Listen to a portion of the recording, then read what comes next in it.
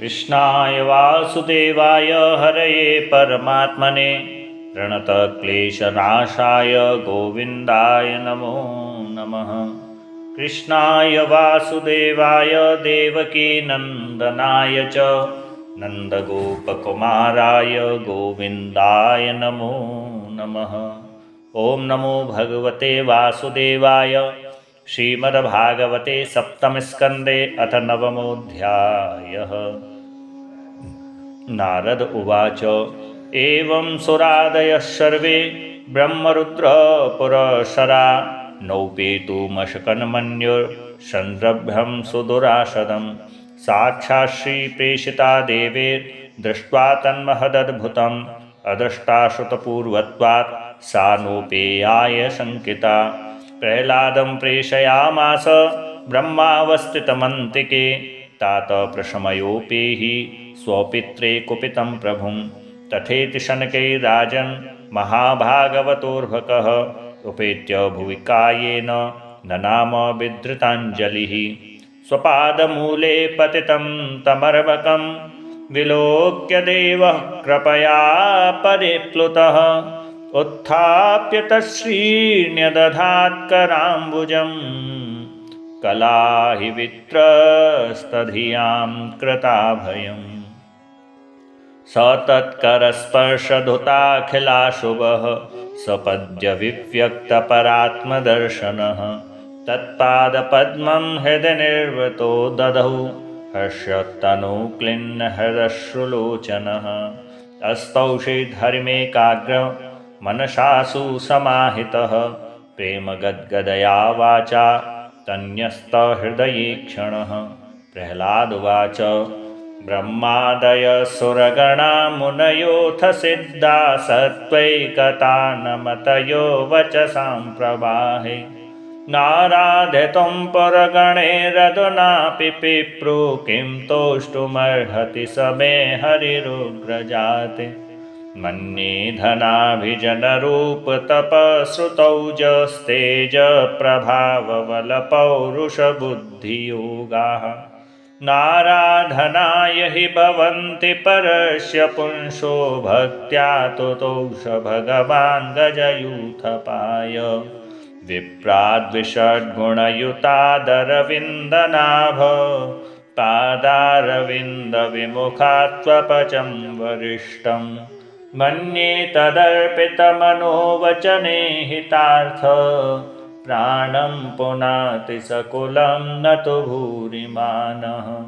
नैवात्मनः प्रभुरयं निजलाभपूर्णो मानं जनादविदुषः करुणो वृणीते।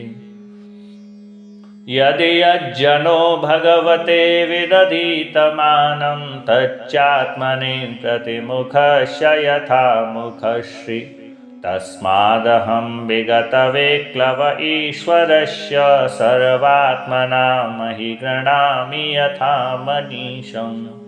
नीचो जया गुणविसर्गमनुप्रविष्ट पूयेत येन हि पुमाननुवर्णितेन। सर्वे यमी विधिकरास्तव सत्त्वधाम्नो ब्रह्मादयो वयमिवेश न चोद्विजन्तः। क्षेमाय भूतय उतात्मसुखाय चास्य विक्रीडितं भगवतो रुचिरावतारैः। यद्यच्छमन्यमसुरस्य हतस्त्वयाद्य मोदेत साधुरपि वृश्चिकसर्पहत्या। लोकास्य निर्वतिमिता प्रतीयन्ति सर्वे रूपं नृसङ्गविभयाय जना स्मरन्ति। नाहं विभिव्यजिततेति भयानकास्य जिह्वार्कनेत्रभ्रकुटिरवशोग्रदंष्टात्।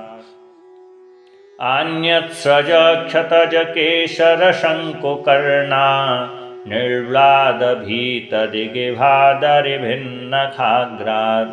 त्रस्त्योऽस्म्यहं कृपणवत्सलदुःसहोग्र संसारचक्रकदनाद्ग्रशतां प्रणीतः। बद्धस्वकर्मभिरुषत्तमतेऽङ्घ्रिमूलं प्रीतोपवर्गशरणं वयसे तदानु यस्मात् प्रिया प्रियवियोगशयोगजन्म शोकाग्निना सकलयो निषुदय्यमान दुःखौषधं तदपि दुःखमतद्धियाहं ब्रूमन् भ्रमामि वद मे तव दास्ययोगम् सोऽहं प्रियस्य सुहृदा परदेवताया लीलाकथास्तव नृसिंहविरञ्च गीता अञ्जस्थितम्यनुगणन् गुणविप्रमुक्तो दुर्गाणि ते परयुगालय हंससङ्गः बालस्य नेहशरणं पितरौ नृसिंह नार्तस्य चागनमुदन्वति मञ्जतो नौ तप्तस्य तत्प्रतिविधीर्य इहाञ्जशिष्ट स्थावद्विभो तनुभृतां त्वदुपेक्षितानां यस्मिन्यतो यर्हि येन च यस्य यस्मा यस्मै यथा यदुतयस्त्वपरपरो वाम् भाव करोति विकरोति पृथक् स्वभाव सन्नोदितस्तदखिलं भवतः स्वरूपं मायामनुसृजति कर्ममयं वलीय कालेन नोदितगुणानुमतेन पुंस छन्दोमयं यदजयार्पितषोडशारं संसारचक्रमजकोटितरे त्वदन्य सत्वं हि नित्यविजितात्मगुणस्वधाम्ना कालो वशीकृतविसर्ज्य विसर्गशक्ति चक्रे विशिष्टमजयेश्वरषोडशारे निष्पीड्यमानमुपकर्ष विभो प्रपन्नं दृष्ट्या मया दिवि विभोऽखिलधिष्णपानाम् आयुश्रियो विभव एच्छति याञ्जनोऽयम् येऽस्मत्पितो कुपितहासविजृम्भितं भ्रू विस्फुजितेन लुलिताशतु ते निरस्तः तस्मादमुस्तनुभृतां महमाशिषोऽज्ञ आयुश्रियं विभवमेन्द्रियमाविरिञ्चात् नेच्छामि ते विलुलितानुर्विक्रमेण कालात्मनोपयनमां निजभृत्यपार्श्वम् कुत्राशिषश्रुतिसुखा मृगतृष्णिरूपा क्वेदं कलेवरमशेषरुजां विरोह निर्विद्यते न तु जनो यदपीति विद्वान् कामानलं मधुलवै शमयन् दुरापैः क्वाहं रजप्रभव ईशतमोदिकेऽस्मिन् जातसुरेतरकुले क्वतवानुकम्पा न ब्रह्मणो न तु भवस्य न वैरमाया यन्मे पितः शिरसि पद्मकरप्रसाद नैषा परावरमतिर्भवतो ननुष्या जन्तो यथात्मसुहृदो जगतस्तथापि संसेवया सुरतरोरिव ते प्रसाद सेवानुरूपमुदयो न परावरत्वम् एवं जनं निपतितं प्रभवाहि कूपे कामाभिकाममनुय प्रतपन् प्रसङ्गात् कृत्वात्मसात् सुरर्षिणा भगवन् गृहीत सोऽहं कथं नु विसजे तव भृत्यसेवाम् मत्प्राणरक्षणमनन्तपितुर्वधश्च मन्ये स्वभृत्य ऋषिवाक्यमृतं विधातुं खड्गं प्रगृह्य यदवोचदशद्विधत्सु स्वामीश्वरो मदपरो वतुकं हरामि एकस्त्वमेव जगदेतदमुष्ययत्वम् आद्यन्तयो पृथगवश्यसि मद्यतश्च सृष्ट्वा गुणव्यतिकरं निजमाययेदं नानेव तैरवसितस्तदनुप्रविष्टः त्वं वा इदं सदसदीश भवांस्ततोऽन्यो माया यदात्मपरबुद्धिरियं यपार्था यद यस्य जन्मनिधनं स्थितरीक्षणं च तद्वै तदेव वशुकालवदृष्टितर्वो न्यस्येदमात्मनि जगद्विलयाम्बुमध्ये शेषेत्मना निजसुखानुभवो निरीह योगेन मीलितदृगात्मनिपीतनिन्द्र स्तूर्ये स्थितो न तु तमो न गुणाश्च युञ्चे तस्यैव ते वपुरिदं निजकालशक्त्या सन्नोदितप्रकृतिधर्मण आत्मगूढम् अम्भस्यनन्तशयनाद्विरमत्समाधेर्नाभिरभूस्वकणिका वटवन्महाब्जं तत्सम्भव कविरतोऽन्यदपश्यमान् स्वां बीजमात्मनि ततं स्वबहिर्विचिन्त्य नाविन्ददब्धसदमाप्सु निमज्जमानो जातिं कुरे हतमुहोपलभेत बीजम् स त्वात्मयोनिरतिविस्मित आस्थितोऽब्जं कालेन तीव्रतपसा परिशुद्धभाव त्वामात्मनीश भुवि गन्धमिवातिसूक्ष्मं भूतेन्द्रियाशयमये विततं ददर्श एवं सहस्रवदनाङ्घ्रिशिरः करोरु नाशास्य कर्णनयनाभरणायुधाढ्यं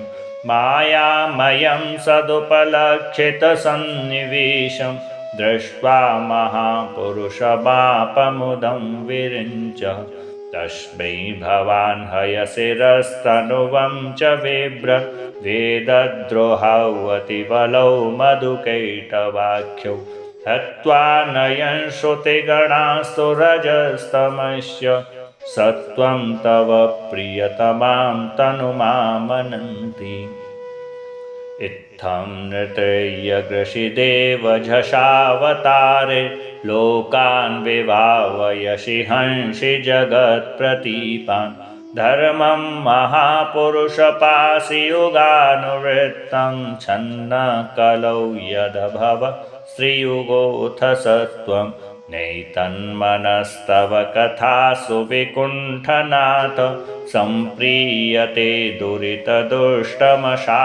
तीव्रं कामातुरं हर्षशोकभयैषणार्तं तस्मिन् कथं तव गतिं विमृशामि दीन जिह्वैकतोच्युतविकर्षितमावितृप्ता शिष्णोऽन्यतस्त्वगुदरं श्रवणं कुतश्चित् घ्राणोऽन्यतश्च फलदृक् क्व च कर्मशक्तिर्वव्यः सपत्न्य इव गेहपतिं लुनन्ति एवं स्वकर्मपतितं भव वैतरण्याम् अन्योन्यजन्ममरणासनभीतभीतं पश्यन् जनं स्वपरविग्रहवैरमैत्रं हन्तेति पारचरपिप्रहिमूढमद्य कोऽन्वत्र तेऽखिलगुरो भगवन् प्रयास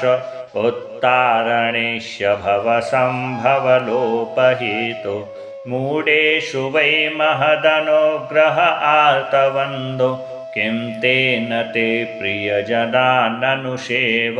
न नैवोद्विजे परदुरत्ययवैतरण्या तद्वीर्यगायनमहाम्रतमग्नचित्त सोचेततो विमुखचेतस इन्द्रियार्थ मायासुखाय भरमोद्वहतो विमूढान् प्रायेण देवमुनयः स्वविमुक्तिकामा मौनं चरन्ति विजनेन परार्थनिष्ठा नैतान् विहाय कृपणान् विमुमुक्ष एको नान्यं त्वदस्य शरणं भ्रमतोऽनुपश्ये यन्मैथुनादिग्रहमेति सुखं हि तुच्छं कण्डूयनेन करयोरिव दुःखदुःखं तृप्यन्ति नेह कृपणा बहुदुःखभाज कण्डूतिवन्मनसिजं विषहेत धीर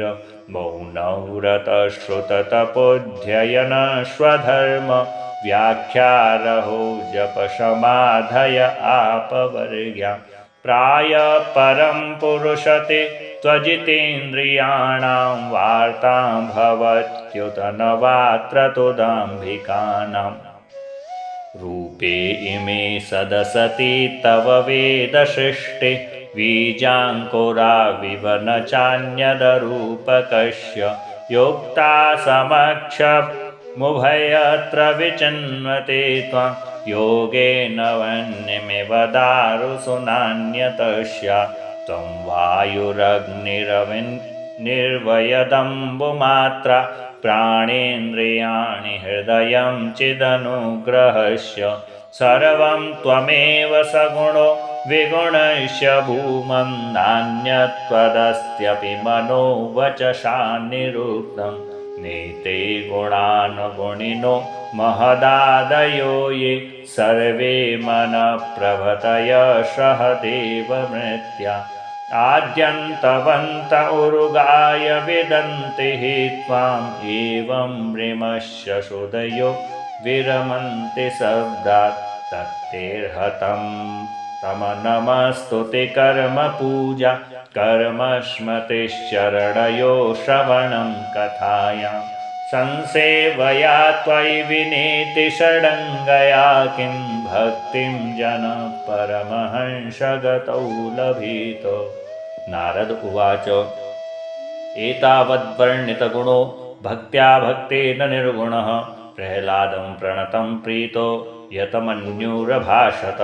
श्रीभगवान् उवाच प्रह्लाद भद्रभद्रं ते प्रीतोऽहं ते सुरोत्तम वरं वणिष्वाभिमतं कामपूरोऽस्म्यहं नृणां माम प्रीणत आयुष्मन् दर्शनं दुर्लभं हि मे दृष्ट्वा मां च पुनर्जन्तुरात्मानं तप्तुमर्हति प्रीणन्ति यथ मां धीराः सर्वभावेन साधवः श्रेयस्कामा महाभागा सर्वासामाशिषां पतिम् एवं प्रलोभ्यमानोऽपि वरैर्लोकप्रलोभनैः एकान्तित्वाद् भगवती नैच्छत्तानशुरोत्तमः।